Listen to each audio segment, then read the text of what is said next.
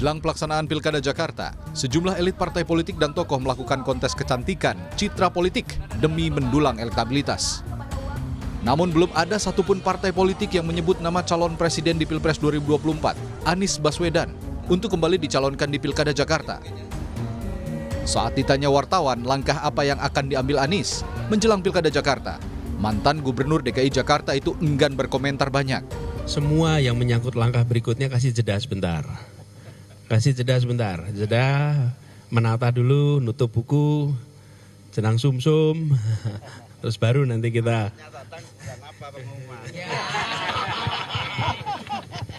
Ya, nanti ini dah, biasanya Gus Imin tuh istikharahnya mantap. Jadi kita nunggu istikharahnya Gus Imin dulu. Sementara itu Partai Keadilan Sejahtera mengaku akan mengedepankan nama-nama kadernya untuk berlaga di Pilkada Jakarta. PKS pun meminta Anies untuk ikut menghantarkan kader PKS memenangi Pilkada Jakarta. Ya, nanti Pilkada Jakarta kita usahakan dari internal PKS, adalah nanti. Ya. Bisa ada beberapa nama, ada Sohibul Iman, ada juga Pak Saihu, ada Pak Mardani, bisa. Tapi nggak bakalan ngajuin Anies lagi? Belum tentu situasi yang akan menyusul, ya. Anies pastinya dia akan kembali, tetapi kami dari PKS mengatakan Pak Anies sudah 25% sebagai tokoh nasional. Kasih kesempatan sekarang Anies mengantarkan orang PKS untuk menjadi, gitu. Analis komunikasi politik menyebut, nama Anies memang masih teratas pada survei tokoh yang potensial maju di Pilkada Jakarta. Namun ada faktor elit politik yang juga punya kepentingan untuk mengusung kadernya. Anies di survei-survei yang kita lakukan sampai awal Januari misalnya, itu memang elektabilitasnya paling tinggi, disusul secara ketat oleh Ridwan Kamil, baru kemudian muncul nama Ahok, ada Risma. Jadi ini adalah nama-nama 4 besar yang saya kira memang sangat mungkin akan diusung oleh partai-partai politik tertentu. Itu variabel survei.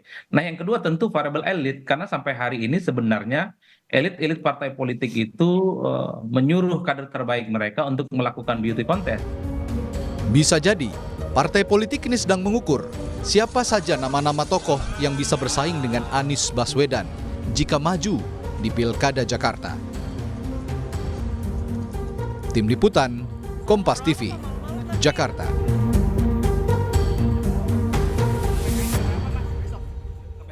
Lalu langkah apa yang akan diambil Anies Baswedan di Pilkada Jakarta? Akankah Anies nantinya memutuskan untuk kembali maju dan akankah ada parpol yang bakal mengusung Anies Baswedan? Kita bahas sore hari ini bersama dengan analis komunikasi politik dari Universitas Al-Azhar, ada Ujang Komarudin. Halo Kang Ujang, terima kasih sudah meluangkan waktu untuk Rumah Pemilu. Siap, Mbak Maido. Oke, Kang Ujang, nama Anies ini kan masih kencang ya untuk masuk ke bursa Pilgub DKI Jakarta. Tapi kan PKS sendiri sudah mengaku akan mengusung kadernya nanti untuk Pilgub 2024 untuk Jakarta. Apa yang bisa kita baca? Ya, artinya kekuatan Anies tidak utuh seperti dulu. Dulu banyak yang membackup kan, ada katakanlah Partai Gerindra, PKS sebagai penopang kekuatan utama ketika Anies menjadi calon gubernur di 2017. Sekarang kan kita tahu dan sama-sama tahu bahwa PKS-nya ini mendorong kadernya sendiri. Gerindranya juga ogah mendukung Anies. Nah, Nasdem juga kelihatannya masih setengah hati. Walaupun Pak Surya Paloh mengatakan kalau Anies mau maju kita dorong, itu juga belum tentu. Nah, oleh karena itu saya melihat dalam konteks misalkan masih tingginya elektabilitas Anies, itu juga akan sulit, akan berat ketika tidak ada partai politik yang mengusung. Karena memang saya menilai yang mengamati bahwa momentumnya sudah berbeda, dinamikanya sudah lain, berbeda dengan 2017 yang lalu. Hari ini kekuatan partai politik ya berjuang masing-masing untuk mengutamakan kadernya dulu untuk bisa menang di Pilkada daerah khusus Jakarta. Jadi saya melihat kekuatan Anies sudah terpecah-pecah, sudah terbelah. Dulu pendukung utamanya juga sudah tidak solid lagi, punya katakan. Artinya momentum Pilpresnya sudah lewat, Anda bilang begitu ya untuk Anies Baswedan. Kalau mau diulang lagi di Pilgub Jakarta? Agak sulit dan agak berat begitu. Karena gitu, walaupun tinggi elektabilitas, kalaupun misalkan punya potensi untuk menang, tetapi kalau partai politiknya tidak mau juga susah. Apalagi PKS tadi sudah terang-terangan bahwa Pak Anies untuk diberi kesempatan gitu ya untuk mendukung kadernya, artinya PKS sudah tidak akan mengusung Anies lagi. Nah dalam konteks itu ya kekuatan Anies sudah tidak sekuat dulu dalam konteks menghadapi pilkada saat ini. Oke, harus ada kekuatan dari partai politik, support dari partai politik karena nggak mungkin bisa maju tanpa parpol. Oke, tapi kalau kita bisa lihat dari partai Nasdem sendiri lah kita katakan seperti itu, dampak untuk memajukan Anies kemarin di Pilpres akhirnya bisa menaikkan suara pileg untuk Nasdem. Lalu apakah Nasdem akan kembali mengajukan Anies untuk maju di pilkada? Tapi di sisi lain kan Nasdem nggak bisa majuin Anies sendirian gitu, Kang Ujang, gimana? Disitulah dilemanya. Katakan kalau Anies mendapat tiket dari Nasdem, kalau yang partai lain tidak mau, kalau Gerindranya tidak mau, misalkan PKB pun punya calon sendiri, misalkan Ida Fauzia, lalu PKS juga tidak dorong, maka agak sulit untuk bisa Anies menjadi calon gubernur lagi. Jadi saya melihat langkah yang realistis memang bagaimana sebenarnya Anies harus mensolidkan kembali, harus mendapatkan dukungan dari partai-partai itu. Karena saat ini partai adalah lebih mementingkan tadi mengutamakan kepentingan kadernya sendiri untuk bisa menjadi calon gubernur. Misalkan Nasdem ya ada Sahroni, kalaupun nanti bisa mendukung Anies. Lalu di Gerindra dukungannya sendiri, misalkan ya entah Saraswati, entah siapa gitu. Lalu juga PKS kadernya sendiri, sudah ada nama-nama muncul dari PKS. Jadi saya melihat dari konstruksi politik seperti itu, kelihatannya agak sulit, agak berat Anies untuk bisa menjadi kandidat atau calon gubernur daerah khusus Jakarta ya di November nanti begitu. Oke, sulit ya. Kalaupun ia sulit, partainya dan nanti juga harus melihat siapa-siapa saja figur yang nanti akan maju bersama Anies yang pasti. Tapi kalau misalnya Anda bisa baca nih, Kang Ujang, kartu politik Anies akan seperti apa sebenarnya? Akankah Anies sebenarnya memutuskan kembali maju ke Jakarta kalau keinginan Anies sendiri? Apa yang bisa kita lihat dari di balik kartunya Anies Baswedan? Ya tadi kan Anies sudah katakan gitu ya bahwa ya jeda dulu gitu ya, tutup buku dulu, artinya rehat dulu, istirahat dulu untuk membuka lembaran baru dalam politik. Jadi dalam konteks politik itu kan namanya juga tokoh politik pasti akan bergerak, pasti tidak tinggal diam dalam konteks untuk melihat keadaan di daerah maupun di bangsa ini. Jadi kalau soal kartunya ya tergantung Anies sendiri ke depan apakah akan mati atau hidup. Tergantung nanti panggung-panggung apa yang akan digunakan Anies untuk tetap bisa eksis di politik Indonesia. Nah dalam konteks itu ya Anies tidak bisa berjuang sendirian, harus didukung oleh kekuatan yang lain. Nah oleh karena itu kembali kepada sosok figur Anies itu apakah nanti mampu menghadapi tantangan-tantangan harus membuat panggung-panggung politik atau tidak. Ya saya melihat tergantung dari Anies sendiri ke depan apakah dia masuk partai ataupun tidak, atau menjadi pihak yang akan membangun kekuatan civil society gitu ya untuk bisa mengkritisi pemerintah. Ya tergantung dari Anies sendiri. Kalau soal kartunya saya melihat ya tentu kalau tokoh politik dalam politik itu kan mati itu bisa berkali-kali gitu. Kalau hidup itu kan manusia mati sekali, tapi kalau di politik kalau mati atau kalau kalah itu bisa juga berjuang lagi, ya suatu saat bisa juga kembali ke ranah politik begitu. Oke, kalau gitu artinya apakah Anies harus masuk ke partai untuk menjaga suaranya atau untuk bisa nanti maju untuk menjaga langkah politiknya? Ya sebenarnya sebaiknya ya masuk partai, tetapi memang partai yang cocok, yang pas itu mana, yang bisa katakanlah sama-sama menguntungkan satu sama lain, baik partai itu maupun Anies. Karena misalkan seperti Ridwan Kamil gitu ya, Ridwan Kamil sudah nyaman, sudah aman gitu loh, karena dia dari awal sudah mengambil Golkar sebagai pelabuhan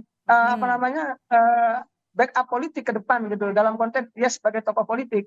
Maka dia ketika mau maju di DKI pun Golkar dorong, mau maju di Jabar pun Golkar dorong. Tetapi Anies karena tidak partai, Anies terombang-ambing, akhirnya kebingungan sendiri. Kalau dulu masih punya kekuatan di 2017 karena banyak tokoh, banyak figur, termasuk Prabowo pun masih mendukung Pak Anies. Tapi kan sekarang tidak. Oleh karena itu ya sebenarnya pilihan masuk partai itu pilihan yang bagus juga untuk. Oke, Kang Ujang, bagaimana dengan PKS? Maaf saya potong. Bagaimana dengan PKS? Kemarin kan suara pilpresnya Anies di Jakarta lumayan tinggi, PKS juga. Kalau kans ke PKS gimana? Meskipun PKS sebenarnya sudah sudah menyatakan akan memajukan kadernya. Kalau saya yakin ya 99,9% PKS tidak akan mengusung Anies. Itu strong message, pesan yang keras dari PKS ya kalau Anies diminta untuk mendukung kadernya di pilkada nanti. Jadi saya melihat kalau ucapannya sudah seperti itu, artinya PKS kelihatannya agak sulit, agak berat untuk bisa mendukung Anies kembali di pilkada di November nanti. Oke. Oke, kalau gitu Kang Ujang gini, bagaimana dengan nama-nama lainnya? Nama-nama juga yang kuat masuk ke bursa Pilgub Jakarta. Ada Ridwan Kamil, kemudian juga ada Basuki Cahayapurnama Ahok, ada Tri Risma hari ini. Apakah nama-nama ini nantinya bisa menandingi elektabilitas seorang Anies Baswedan? Iya, kalau Anies maju itu tentu pertarungannya menarik. Bahaya ya? Anies kalau maju cukup kuat, punya potensi juga untuk bisa menang gitu. Tetapi kalau Anies tidak maju, jadi pertarungannya berubah. Ya bisa nanti yang kuat bisa Ridwan Kamil ataupun Risma gitu, atau figur-figur yang top gitu, yang memiliki popularitas maupun elektabilitas yang tinggi. Jadi di situlah sebenarnya nanti itu faktor Anies itu menjadi penting di pilkada daerah khusus Jakarta. Anies maju tentu kekuatannya berbeda dengan kalau Anies tidak maju. Dan ini yang sedang dihitung dan dikalkulasi oleh partai politik. Seandainya misalkan Anies maju, ya peluang Anies ada dan cukup kuat. Seandainya tidak, itu memberikan keuntungan bagi partai-partai untuk bisa memenangkan kadernya. Kan itu sebenarnya. Oke. Kalau nanti akhirnya seorang Anies Baswedan ini tidak memilih untuk tidak melabuhkan diri ke partai politik manapun, apakah ini kemudian akan berdampak pada elektabilitas Anies Baswedan, Kang Ujang? Ya, tentu dan pasti ya. Kan di politik kita ini kan bagaimana membangun sebuah pesona publik. Nah, pesona publik itu bisa dilakukan dengan panggung-panggung politik, dengan membangun narasi-narasi politik yang positif. Ya, kalau Aniesnya tidak punya kekuatan itu, tidak punya jabatan, tidak punya sesuatu yang bisa katakan dibanggakan, maka ya akan hilang dari peredaran. Tetapi Anies paham betul soal itu. Ya kemungkinan besar juga Anies akan mencari bentuk atau formulasi agar Anies bisa eksis dalam konteks politik Indonesia masa depan. Dan saya meyakini ya Anies masih muda, ya masih panjang.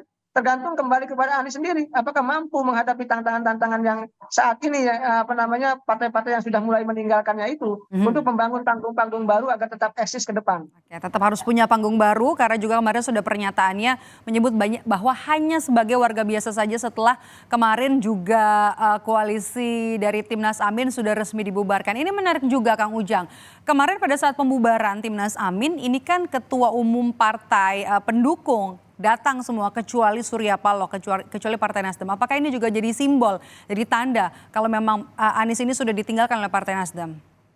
Ya kan konstruksinya begini ya, Anies dengan Pak Prabowo kan nggak ketemu di Pilpres. Artinya kita tahu bahwa ada persoalan kan antara dua tokoh, Pak Prabowo dengan Anies, soal dukung-mendukung di Pilpres itu. Nah Pak Surya Paloh kan sudah mendukung Prabowo Gibran, sudah menyatakan secara tegas dan jelas bergabung dengan koalisi Prabowo Gibran. Nah dalam konteks itu ya maka ketidakhadirannya menjadi sebuah bentuk ya tadi ya penghormatan terhadap Prabowo Gibran yang memang sudah didukung oleh Nasdem. Di saat yang sama tidak hadir di Anies itu ya tentu itu juga pesan bahwa sejatinya bahwa koalisi 001 atau koalisi perubahan sudah bubar pasca dimenangkannya Gibran atau ditetapkan Gibran oleh KPU beberapa waktu yang lalu.